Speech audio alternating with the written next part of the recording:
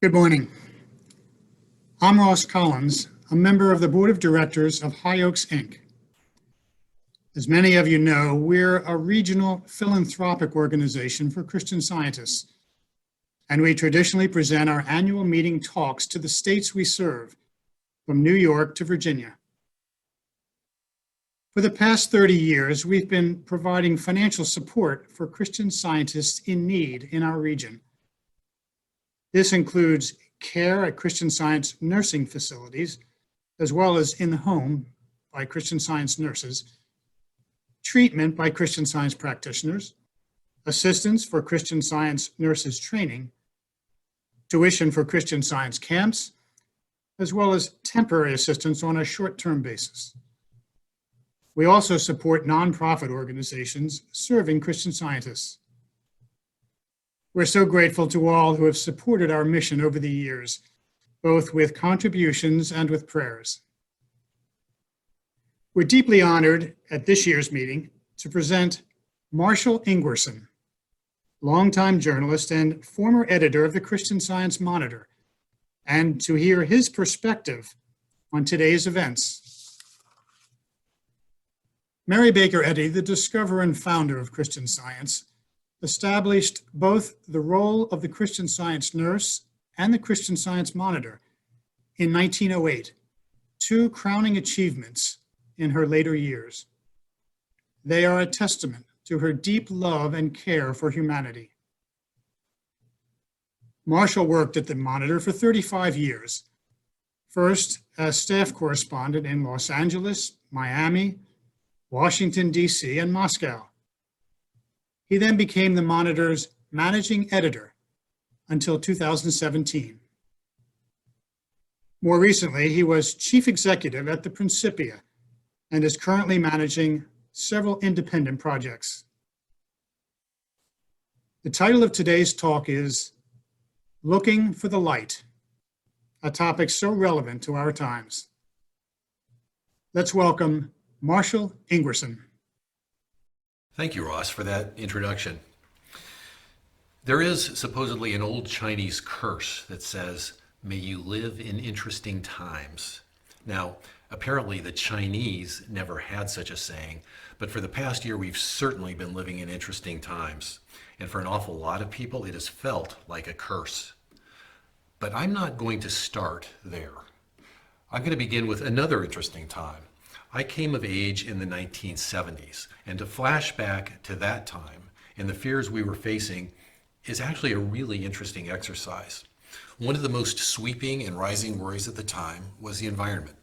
We had a mushrooming awareness of how population and economic growth were stressing the planet. Everything was getting dirtier. The Cuyahoga River in Ohio occasionally caught fire. Boston's Charles River was so dirty that if you fell in, officials advised getting a tetanus shot. Acid rain was falling across the Northeast and poisoning forests, peeling paint, and corroding statues. When I was a student at the University of California, Irvine, two chemistry professors there figured out that aerosols used in spray cans were deteriorating the ozone layer of the atmosphere. And sure enough, within a few years, a very worrying hole in the ozone appeared over Antarctica and was growing rapidly. In the mid-70s, I was a high school distance runner in Orange County, California, just south of Los Angeles. In those days, the orangey-brown smog was sometimes so bad you could taste it. In the fall, we would periodically have practice canceled for smog emergencies, where everyone was advised to stay indoors and avoid physical activity. In other words, as much as humanly possible, don't breathe.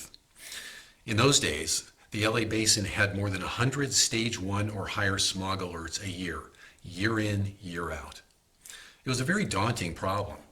People on one side of it said reducing smog would demand a redesign of Southern California around mass transit and away from car culture. To which you could only say, have you met LA? People on the other side said reducing smog would inflict such massive costs on business and the economy that it would completely undercut the region's economic future. Well, yuck, what a choice. It wasn't easy to be optimistic in those times.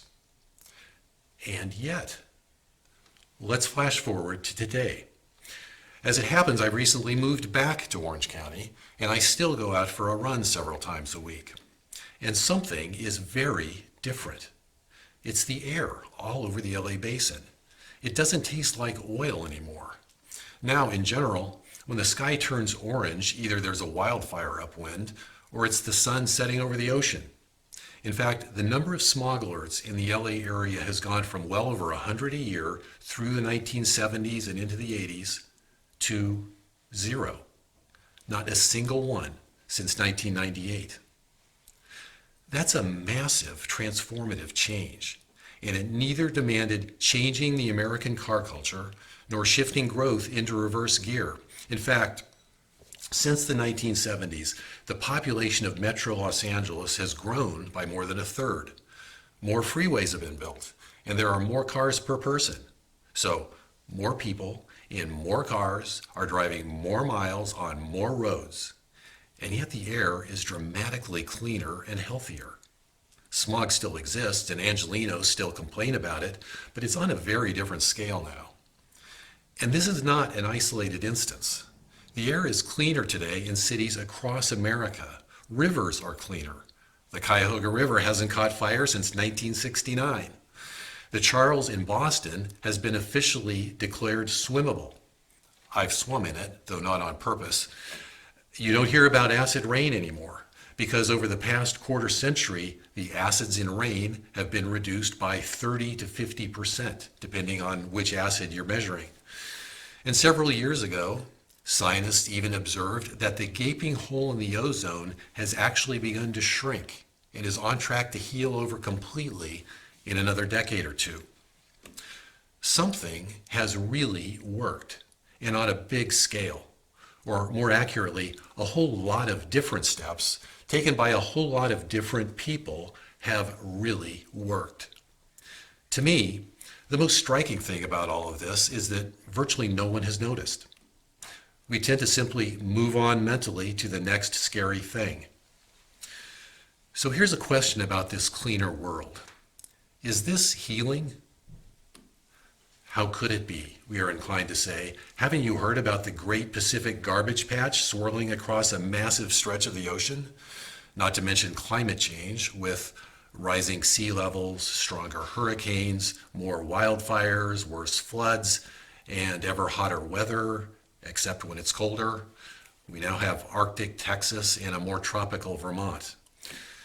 And we've got plenty more to worry about beyond the environment. Here we are a year into coping with a once-in-a-century pandemic, which has put incredible strain on many households with kids schooling from home, jobs unstable or gone, greater isolation all around. And in many cases, folks have had to deal with the coronavirus itself and even the loss of loved ones. We have very stubborn racial divides in this country that somehow feel like they've gotten worse. And of course, there's the political climate in America today, which the world watches with something like the attitude of the famous Edvard Munch painting, The Scream.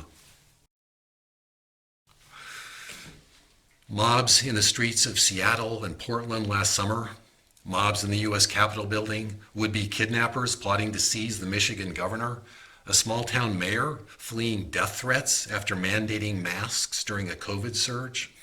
Conspiracy theories are rampant, some of them really crazy and really nasty. Quite understandably, vast majority of Americans are concerned about extremism in this country, but we aren't concerned about the same extremists. We're concerned about each other. Common ground keeps getting harder to find. And meanwhile, artificial intelligence is advancing so rapidly that if we humans continue being troublesome, it may just decide it doesn't need us anyway. So, really, healing? Does healing still happen in this world? Is it a rare exception? A crack in the gloom that sends us a ray of hope now and then? Or is healing more like, could it possibly be more like, the general drift of things? The underlying principle of life? Could, conceivably, the dominant narrative of human history of the world we live in be healing? I believe the evidence says yes, Absolutely yes. The facts are on the side of the optimists. Healing is the motor that drives the world, and it is hiding in plain sight.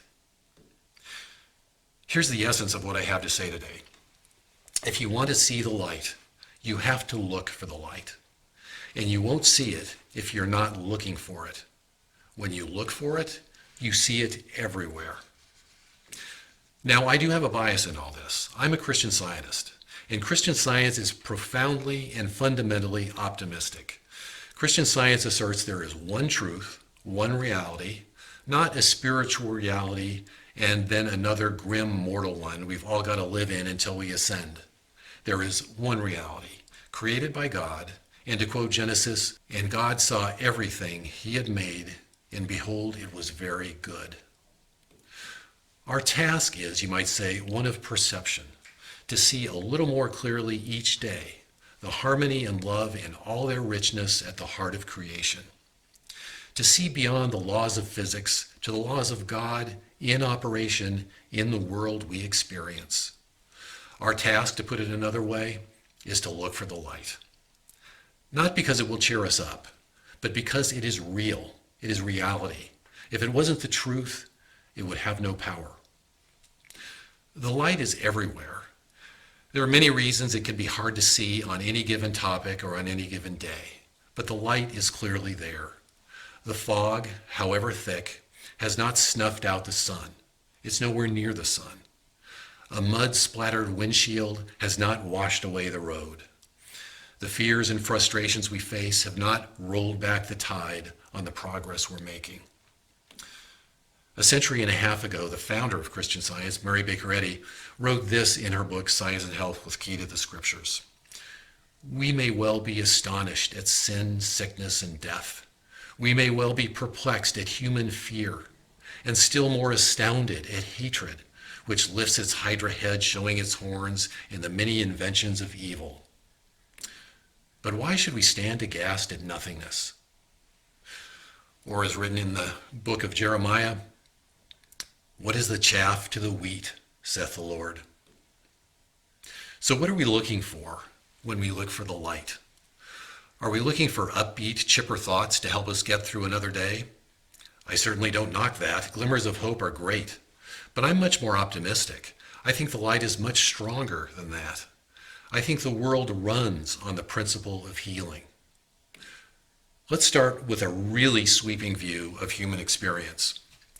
In 1651, Thomas Hobbes described the natural life of man as nasty, brutish, and short, and lived in constant fear of violence. And the archaeological record backs him up. From the dawn of time, the overwhelming majority of humanity has lived at the subsistence level, always one bad winter or dry summer or broken foot away from starvation. For most of history, only small elites have ever escaped extreme poverty. Even 200 years ago, 6 out of 7 people globally were destitute, still living in extreme or so-called absolute poverty. 6 out of 7 people. Life expectancy globally was 29 years. That does not mean, by the way, that a 29-year-old was near the end of life in those days. It means that life was rough enough that huge numbers died before they grew old. So it's a marker of the basic quality and stability of life. Since then, not only does that share of people in poverty keep falling, it keeps falling faster, decade by decade. In my own lifetime, a majority of the world was still in extreme poverty. Now, only 1 in 12 people worldwide are that poor. And the total number of poor drops by an average of 130,000 people every day. This is a dramatic transformation of the human condition. Here's another aspect of this progress. 2 years ago, for the first time in human history, a majority of the global population reached a standard World Bank definition of middle class. It's now a majority middle class world. This is not a trivial thing. It's not about having a few more clothes and a smartphone or becoming a Target shopper. It's about having the security to think about your life in a longer time horizon. It's about access to literacy and education and all of the expansion of a person's consciousness and their world that comes with that. It's about the choices people have and the impact they can make. It's about all those people having so much more to contribute to solving the world's problems than ever before. Is this healing? Now, in this country, we worry about the middle class because while the economy keeps growing decade by decade, the median household income, that family right in the middle, has seen only fitful growth since the mid-1970s. Meanwhile, the very rich have gotten a lot richer, so inequality is reaching levels last seen in the Gilded Age of the robber barons. And yet, here's a snapshot of what that middle-class semi-stagnation really looks like. Again, a personal take. The first house my wife and I owned was in Arlington, Virginia, in a neighborhood not far from the Pentagon. It was built in 1930. A family of 5 had grown up in it. The breadwinner was an attorney for a federal agency, so he was a middle-class, educated professional. It was a starter home for us, but not for them.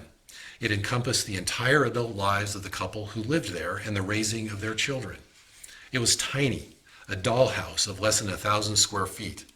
It was barely insulated, had one very small bathroom, a couple of coat closets, and no garage. My wife and I were a young couple with no kids, and yet we had no place for our stuff. Is that an accurate picture of how much life has changed since the 1930s and 40s and 50s? Not sure. But consider some other markers of how we're doing. In the 40 years since the median income in this country has been flatlined, that is, since about 1975, 1980, the median new house is 1,000 square feet bigger, even though the size of the families living in them are decidedly smaller. They are also better built, more comfortable, and more energy efficient houses. If you look in the driveway, you will find that the number of cars per American has risen 25%, even though they emit far less pollution. More people fly in airplanes more often. They can because the average domestic airfare has dropped by half. Spending on necessities, housing, food, clothing, is now less than half the typical family budget, now leaving most of our money to spend on other things. And that's even though those necessities include bigger houses, more clothes, and more food choices. We're not spending all that extra money on ourselves either. Charitable giving in the U.S., measured in constant dollars, has more than doubled in the past 40 years. Here's still another marker of well-being. In this period, the average American has added more than 5 years to their life expectancy, even counting the current pandemic. So is that what stagnation looks like? I would say that for all the wicked recessions and market crashes and job market shifts, through all of it, we've had an incredible increase in economic empowerment across the board. Is this what healing looks like? Let's look at war and violence, again, globally.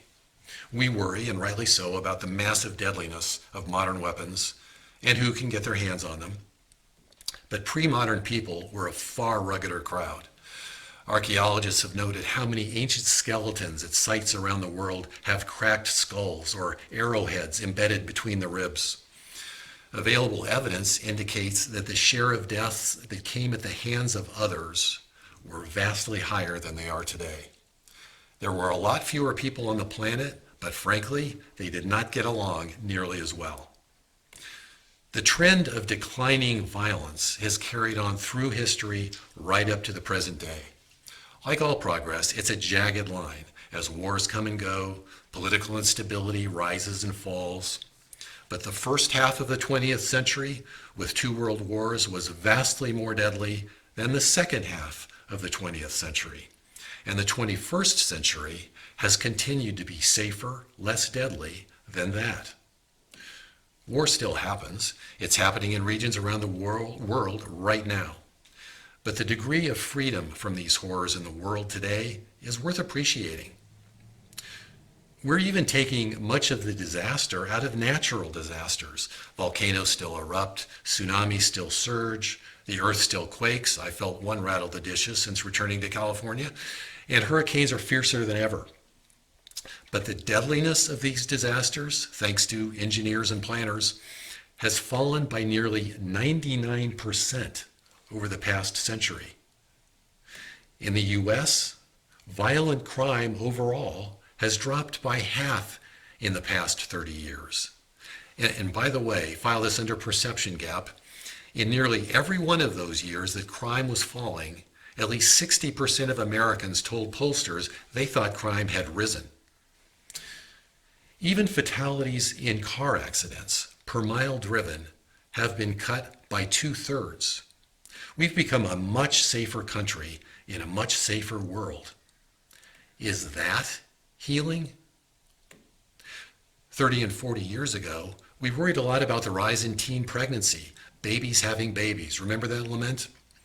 Since then, teen pregnancy has been cut in half. Yes, I could go on like this forever, because there is a pattern here. Human history has a direction. The further you step back, the more clearly you can see it. That direction is up. Is this healing? Well, what is healing? We often think of healing as a problem going away, as something going back to normal, whatever that may be. Over and done. Let's move on now. And I'm not knocking that. It can be just the forward step we need. But there is a richer, more expansive, more growth-oriented way to look at healing. I submit that healing is progress. It's something getting better, higher, stronger, more harmonious, happier, clearer. And all real progress is a form of healing. Healing is progress, and progress is healing. Progress is the law of God, wrote Mary Baker Eddy, just as I would add, gravity is a law of physics. By seeing the light, I mean perceiving, realizing the healing progress at work in the world we live in. Healing and progress means seeing reality more clearly and accurately and in perspective, and seeing it demonstrated, played out, made visible in human experience. To reference Mrs. Eddy again, after she founded her church, she founded a daily newspaper, the Christian Science Monitor. It hired top quality reporters and editors from around the English-speaking world to cover the global news. And its purpose, or object as she put it, was to bless all mankind and spread undivided the science that operates unspent. Now, it's easy to get the bless all mankind bit, and it's easy to let the rest of it slip into the fog. But actually, that's the interesting part. She capitalizes science here, and whenever she does that, she explains elsewhere, she is referencing the laws of God. So the science here that operates unspent is not chemistry and astrophysics, it's metaphysics. It's the laws of God. The laws of God such as progress, harmony, justice, unity, joy, grace, freedom, order, security, growth, intelligence, equality, individuality. These are the laws that run the world. Now imagine the confidence Mrs. Eddy had in these laws of God playing out in the world around us, in the actual news, for crying out loud, that she would hire a bunch of journalists to look for them. She did not ask these journalists to look for just good news or comforting news. She wanted a view of the world that stripped away sensationalism for a clearer, more accurate, less fear-driven and inflamed picture. But the main point here is that she was making a clear connection between the worldview of Christian Science, where the laws of God govern creation, and the daily hustle and bustle of human affairs that we call news. So I will ask still again, is this healing? Or did we just get lucky and win history's lottery? The dinosaurs went extinct, but we made it to the top of the food chain. So far anyway, knock on wood, watch out for asteroids. Or is there a healing principle at work here? This is what I'm going to say. These betterments of the human condition were the result of a lot of hard work by many kinds of groups and communities and individuals. They started from caring. They required hope and then vision. They demanded by turns creativity and patience and drive and humility and cooperation and steadfastness. These are qualities that reflect the laws of God. Healing the hole in the ozone meant bringing together most of the nations of the world to agree on banning chlorofluorocarbons in aerosols. We did that. It worked. It's still working. Cleaning the air in Los Angeles required all the local governments and agencies and industry groups and unions and nonprofits to come together and work through their differences. It required the creativity and intelligence to invent cleaner and more fuel-efficient cars. It required trust that the costs and the benefits could be shared fairly. It required hope. Nobody crawled out of bed in the morning to tackle these problems without a sense that progress is possible, a reasonable hope that something could work. And it did work. As in most things, there was plenty of self-interest involved as well. We don't want to be naive about this, but we don't want to be cynical either. Narrow self-interest has not defined the outcomes. Progress has. Looking for the light is not simply appreciating the positive, the good days, the bright side, though that can be a good start. It's seeing the laws of God in operation. If you are looking for them, you will see them. There's some grace in everything, and that's the part you can build on. Mrs. Eddy writes, "Hold thought steadfastly to the enduring, the good, and the true, and you will bring these into your experience proportionably to their occupancy of your thoughts." Looking for the light is a discipline. It's a habit of mind. It benefits from practice, and it can be demanding. Mrs. Eddy asks us to work, watch, and pray. She asks us in every situation to know the truth. While this clearly involves asserting the truth and sticking with it, it is not an exercise in willpower. It is not a faith that squeezes its eyes shut and grits its teeth. Mrs. Eddy asks us to open our eyes and look deeper. Knowing draws its power from understanding. Why is it so hard? First, we all know that the news is not always good. The past year is a poster child for that point. Some things get worse before they get better. New problems pop up like whack-a-moles. Sometimes it's what Mrs. Eddy called chemicalization, the upheaval caused by the overthrow of an old way of thinking. Sometimes it's the stormy and desperate but necessary disentanglement of the good from the not quite right. Whatever the reason, new problems, new issues, new challenges arise constantly. Many are daunting, worrisome, scary problems. They demand our serious attention. We will need to do the hard work to see progress on them. Will we rise to the occasion? Our track record is actually pretty good. As Martin Luther King once said, "The arc of the moral universe is long, but it bends toward justice." And that applies to just about everything that matters. If we're going to see progress on the big problems we face today, and we will get there sooner and more happily if we start from hope rather than fear or despair. A nonprofit initiative called the Solutions Journalism Network did a public survey where they asked one random group to read news stories about a social problem somewhere in the world, then another random group to read about the same problem, but the story included what people were trying to do about the problem. In other words, some movement or efforts towards solutions. The interesting thing was that the people who got the stories with the solutions efforts were more likely to read to the end of the story, more likely to be interested in reading more stories on the topic, and more likely to want to contribute in some way themselves to a solution. In other words, solutions are more engaging than problems. Hope is more attractive than fear. Seems obvious enough, but sometimes we think we need fear or outrage to get us moving. And sometimes maybe we do. Or sometimes we suspect that acknowledging progress is a passive acceptance of the status quo, that it lets us off the hook for dealing with urgent needs now, or that it lacks empathy for those in distress or concern about challenges to the future. But nobody goes to work on these tough problems from a standpoint of hopelessness and despair.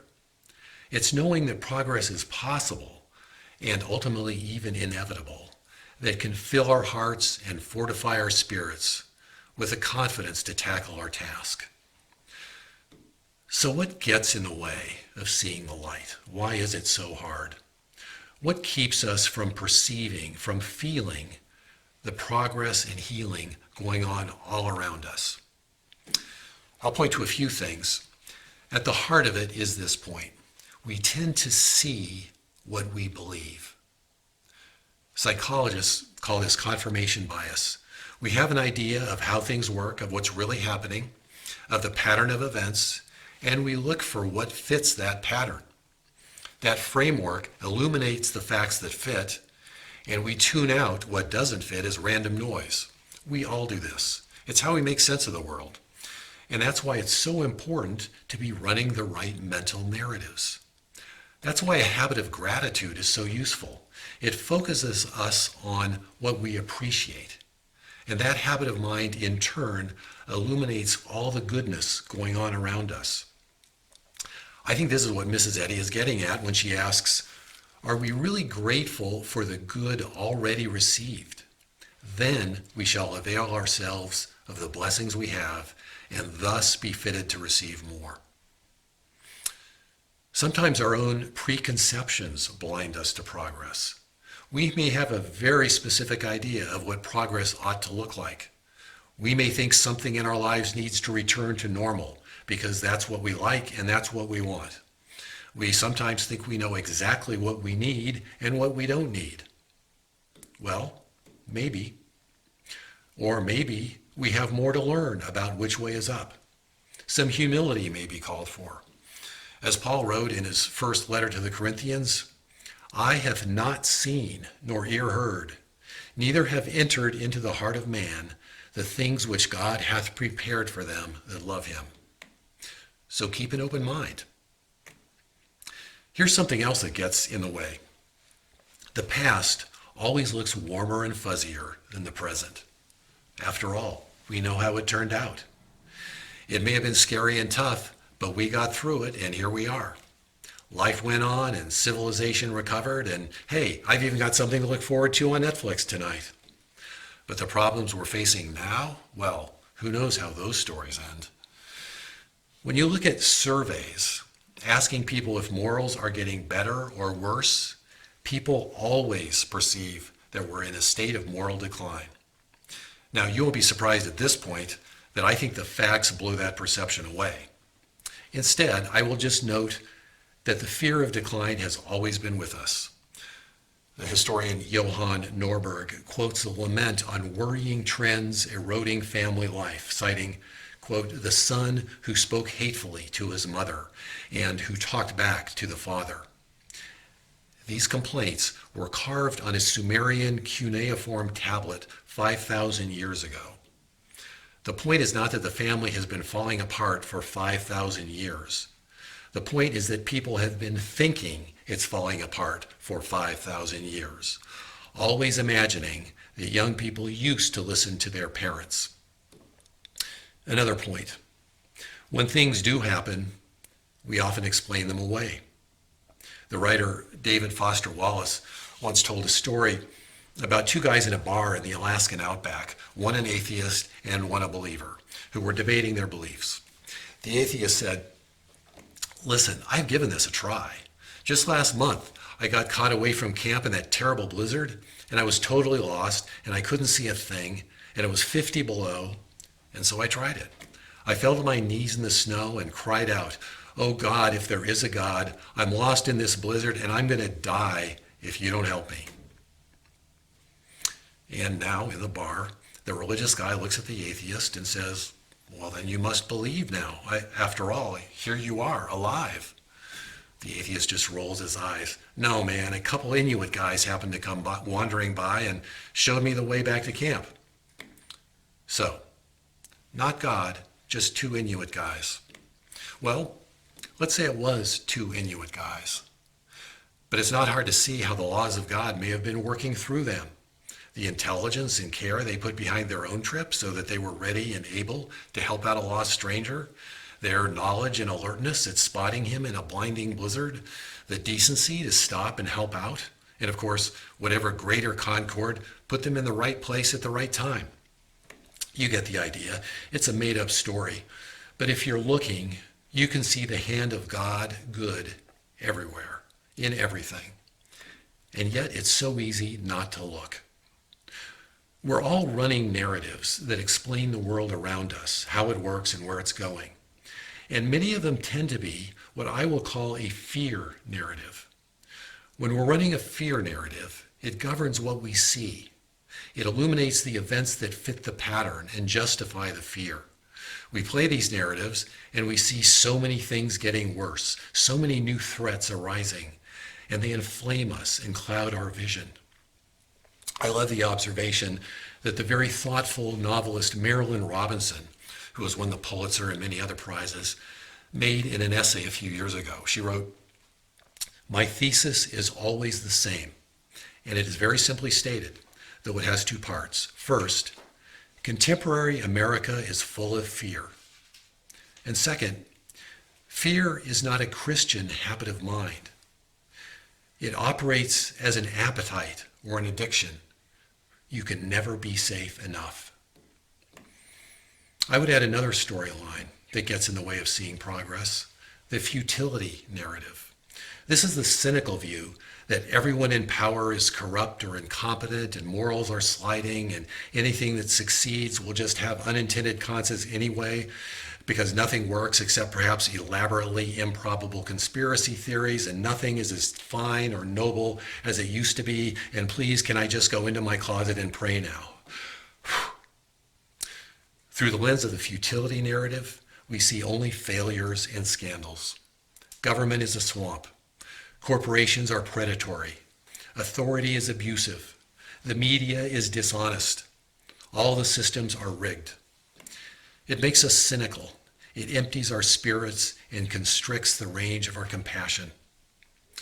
It's easy to see how the futility narrative leads straight back to the fear narrative, inflaming us with disgust or outrage. When you see through the fear narrative, your world is peopled with enemies. When you no longer trust the systems or structures that bring people together, you seek safety in drawing lines and manning the barricades. We have the power to replace the fear narrative with another one, the gratitude narrative, the progress narrative, the healing narrative. This is not only a happier and more pleasant way to look at life, it is also the truer one. When you look at outcomes and put them in perspective, you see that the world bends toward progress. Let's talk about trust in our institutions for a moment. In the United States, trust in government has been falling since the 1960s. There was the Vietnam War and Watergate. There was the 1960s Cultural Revolution that said don't trust anyone over 30. Income equality also peaked at around that time, and inequality has been growing since. Some peg the rise of distrust in our institutions to the rise of inequality and the greater separation it creates between segments of society. Now, I will add that a little distrust can be useful in keeping people honest. I am an ex-reporter, after all. But I would also say that we have moved way past the point of healthy skepticism and into a sweepingly corrosive cynicism. It's become an industry. If you've ever donated money or to a political or interest group, then you probably receive messages regularly in the mail that are designed and test marketed to anger and inflame you enough to write another check. Entire media empires are built on stoking distrust of the other side. I'm not saying that there aren't legitimate issues out there from every political corner. In fact, I think there are. I'm saying to be watchful about what you take in and how you take it in, because fear is big business. And yes, of course, we have had corruption and self-dealing in government, and no doubt still do right now, even as we speak. But any review of American history suggests that government at all levels, broadly speaking, is more inclusive, is more open, and has more secure elections than in the past. Again, vigilance is always called for, but the evidence points to progress. This is broadly true around the world. Polarization and declining trust have been rising globally. Authoritarianism in Russia and China in particular are serious concerns, but in my own lifetime, the number of countries defined as democracies has more than tripled, as have the number of people living in democratic systems. You can define democracy in different ways, but the trend line stays the same.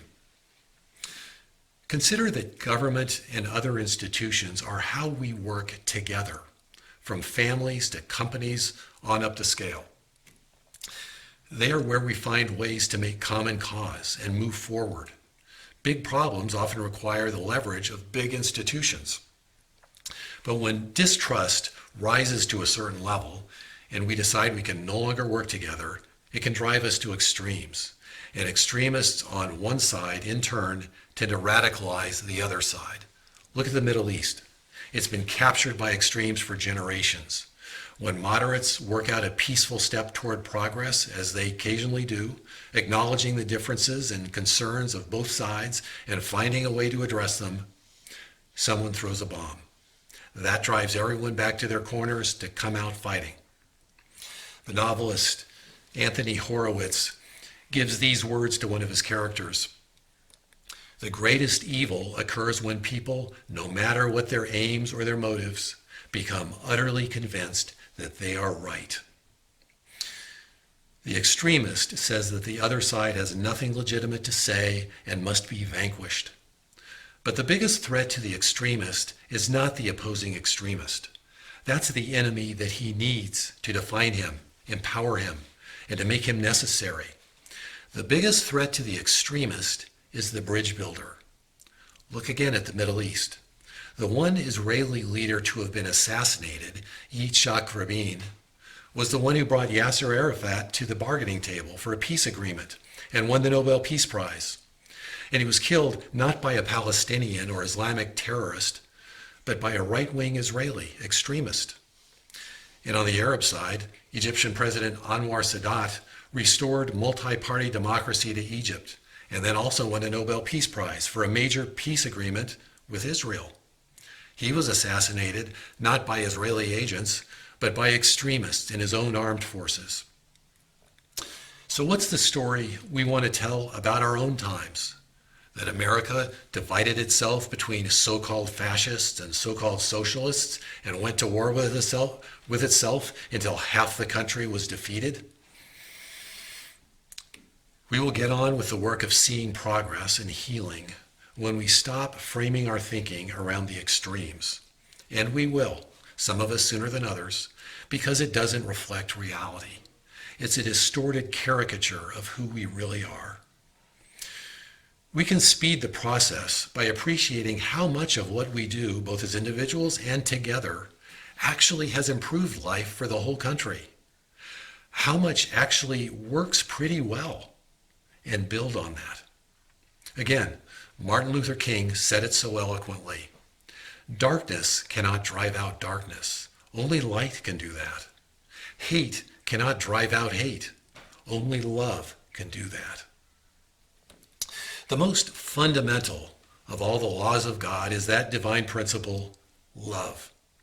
Jesus said so in no uncertain terms. The two most fundamental tasks of a Christian are to love God, who is love, and to love your neighbor as you love yourself. When you look at the healing and progress that has transformed and continues to transform the world, one of the most significant is the spread of what social scientists call extensivity. I'll call it the enlarging scope of love. This is about extending empathy, caring, compassion, fairness, and basic respect to ever larger circles, from the family to the clan to the village to the tribe, then beyond our own social class, economic peer group, over the walls of our racial, ethnic, and cultural groups, and beyond all the ways we think about people like us. As Marion Tupy of the Cato Institute put it, human history is an ever-expanding circle of empathy. You see the spread of human respect and dignity in all kinds of ways. Within my own grandmother's lifetime, women in this country could not legally vote. Who could even imagine that insult to half the population now? Slavery and indentured servitude were once commonplace in virtually every economy, every civilization, on every inhabited continent on Earth. It's now illegal in every country on Earth. The killing of George Floyd last summer kicked our nation's conscience about how far we still have to go on racial fairness and justice. But the depth of dismay across generations, races, and political parties also demonstrated how far the conscience of the country has come. So, yes, I am even saying that humanity has made progress, really significant progress, on the most fundamental matter of love itself. And that is in the most Christian and universal sense of the word love. We extend it in practical ways to include more people than ever before. I even saw a peer-reviewed study from last fall where French researchers used machine learning to create algorithms mapping the minute facial expressions that conveyed trustworthiness and basically friendliness. They called it the open face algorithm. They applied it to portraits painted since about 1400 AD, and guess what? Trustworthiness as expressed in faces has risen throughout those centuries. It corresponds with what historians have called the smile revolution of the 18th century. Now, I don't know how much that really means, but it tracks with many other trend lines that show all of us steadily pushing out the boundaries we draw in our heads and in our hearts around the reach of our compassion. I believe this sense of love lies at the heart of all progress and all healing. The test of all prayer, Mrs. Eddy wrote, begins with this question: do we love our neighbor better because of this asking? When Jesus said to love our neighbor as ourselves, he was asked, so who is my neighbor? And he told the story of the Good Samaritan, a stranger and a foreigner from a group that Samaritans were to have nothing to do with, what we might call today the other, not us, not from around here. The direction Jesus was pointing is exactly the direction of the progress humankind has made. We have expanded our sense of us. We keep learning how to love more widely, even if, frankly, we're cranky about taking each further step. Human progress is a jagged line. Bad things happen to good people. Wars erupt, diseases spread, crimes are committed. Nothing is as it really should be, and some things seem to get worse. We constantly face major new problems and dilemmas. Even when the pandemic slips into the rearview mirror, China may still be taking the surveillance state to frightening new levels. Melting ice sheets in Antarctica and Greenland may be pushing up sea levels faster than we thought. A wave of drugs, alcohol, and suicide may still be sweeping through rural, middle-aged Americans. And the entire world may still be worried about the state of American democracy. Meanwhile, some of us may face heart-wrenching personal losses or feel that we're trapped by dismal circumstances and don't know how to get free. I say these things not to rehearse evil or feed the fear industry, but to say, yes, I know. We have a long way to go. We will always have plenty of work to do. But God's laws are here, fully in operation. Our task is to see them at work a little more clearly with each passing day. We have so much to be grateful for. We have so much progress to look forward to. And we have so much work to do to see it through. We have a powerful source of confidence in our future when we open our eyes to the progress already made. It helps us adopt a healing narrative and to see ourselves and the world around us through that lens. It can fortify our spirits and help us discern the next healing steps to take. It lights the way. As Mrs. Eddy wrote, "Let there be light is the perpetual demand of truth and love, changing chaos into order and discord into the music of the spheres." To see the light, you have to look for the light. As Paul wrote to the Ephesians, "Now are ye light in the Lord. Walk as children of light." And Godspeed. Thank you. Thank you, Marshall. And we want to thank all of you for being with us today as High Oaks continues to fulfill its mission of supporting the cause of Christian Science. Thanks again for being with us.